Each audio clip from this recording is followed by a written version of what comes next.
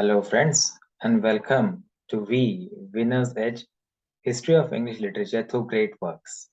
As we have talked about, this one will be covering various ages highlighted by the great works in them. So let's begin in the beginning. The Old English or the Anglo-Saxon literature, as it is called, it was written in Old English around 650 to 1100 AD. So the oldest work in Old English that has come to us is Whitsit, 500s somewhere. Anonymous, because most of the works are either attributed to, barring Wolf, either attributed to some buddy, or they are anonymous, not even attributed to anyone. So the idea of author as a central entity and the author lending their name to a work, as we know, is quite modern in nature. And this is pre-modern, old time. So the authorship thing will not be so very clear. So that's the case with Britsit. Anonymous it is. And the hymns that are called Cadmon's hymn from Genesis, Exodus, Daniel, etc., they are now accepted more as Cadmonian schools. That is, they belong to a set of poets who wrote after the fashion of Cadmon, because the only certain ascription of lines to Cadmon is the 9 lines quoted in Bede's The Ecclesiastical History of the English People.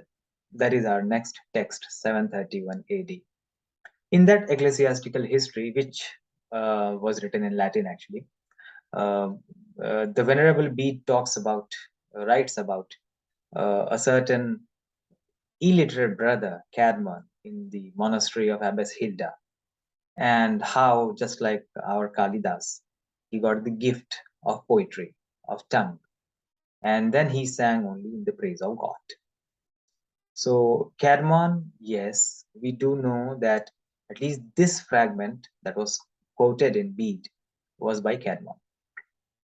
Then we come to Beowulf. Again, we don't know the name of the writer. The text belongs to uh, approximately 1000s, but the composition is 700 to 750 as back is goes, or even before that. But with some certainty, 700 to 750 is fixed for Beowulf, the only Old English epic that has come to us.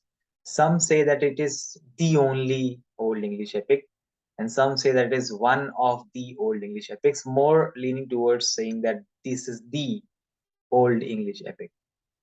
Then there is Dream of the Root. Again, writer not known.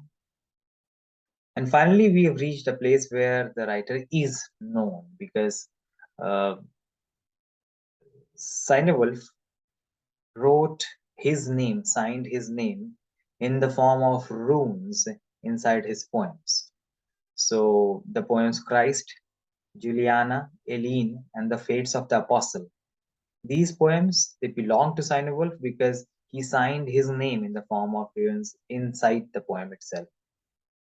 And then there is Dior's Lament, that's lament of a poet who has been substituted by another poet in his lord's attentions and court. Then we reach Anglo-Saxon Chronicle, began around 850, went up to 1150. We've got the Wanderer and the Seafarer. These are all the parts of one manuscript. They were found together, the Wanderer and the Seafarer.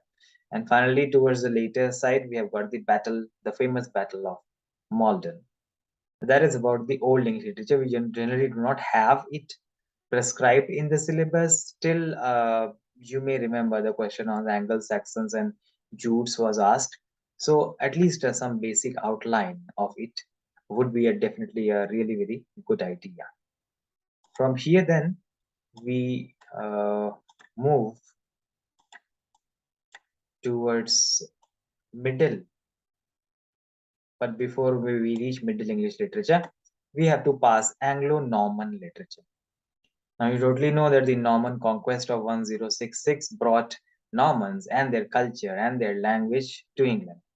So the Norman French literature or Anglo-French literature is a body of writings in the Old French language as used in medieval England from around 1100 to 1300.